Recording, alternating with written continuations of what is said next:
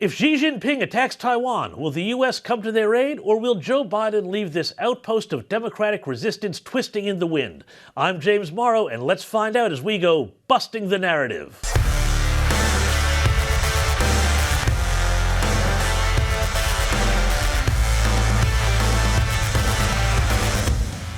Taiwan. It's the military flashpoint of our time. A democratic island 100 miles east of mainland China that Beijing thinks is rightfully theirs, and which Chinese dictator Xi Jinping is determined to bring back into the fold. Experts say that it is only a matter of time before China attacks Taiwan. Michael Shoebridge of the Australian Strategic Policy Institute said on the weekend that China is now ready to make a move. They've been modernising their military for at least a couple of decades with Taiwan as a priority, because they know how difficult it is just to cross the waterway in numbers, let alone lodge on that difficult island. I think Xi is trying to set the conditions. He's telling the world it's inevitable and no one cares about Taiwan. But that's where we get a vote. We get to say the world does care about Taiwan. But even if the world does care about Taiwan, it will need to form a coalition behind the United States, which is being led by an increasingly doddering Joe Biden.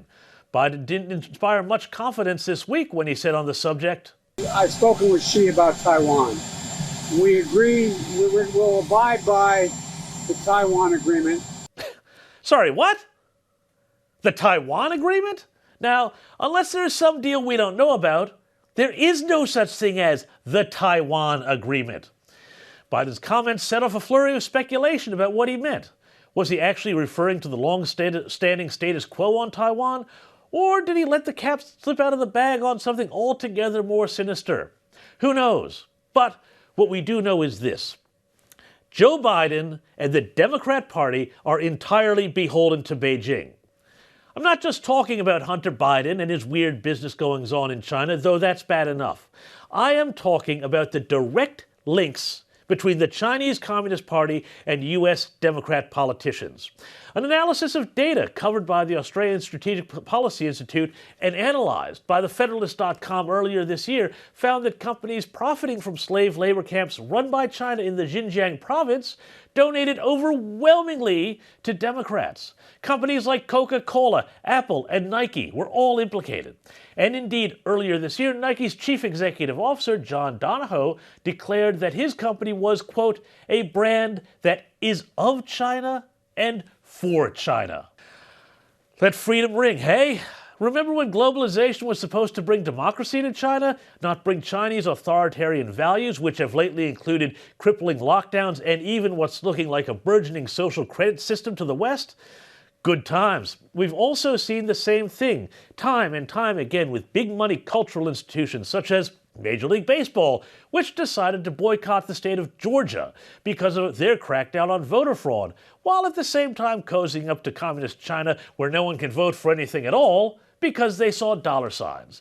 We see this in Hollywood, where major studios, all run and staffed by and employing stars who are almost exclusively major Democrat donors, kowtow to Chinese sensibilities and offer groveling apologies whenever they offend Beijing, particularly over Taiwan. 爱更尊重中国跟中国人，我很抱歉对我的错误，对不起，我很抱歉，你必须了解，我很爱、很尊重中国跟中国人，不好意思，再见。 Who knows? Maybe Joe McCarthy and his rants about Hollywood and communism was just before his time. Which all brings us to the key question. If, God forbid, push eventually does come to shove over Taiwan, do you really think Biden's backers, who are making billions of dollars off their dealings with China, will suddenly be gripped by a patriotic fervor and demand that the U.S. take action? Or will they send a message to the president? Joe, we love you. We want to keep supporting you. But when it comes to Taiwan, you just got to let this one go, okay?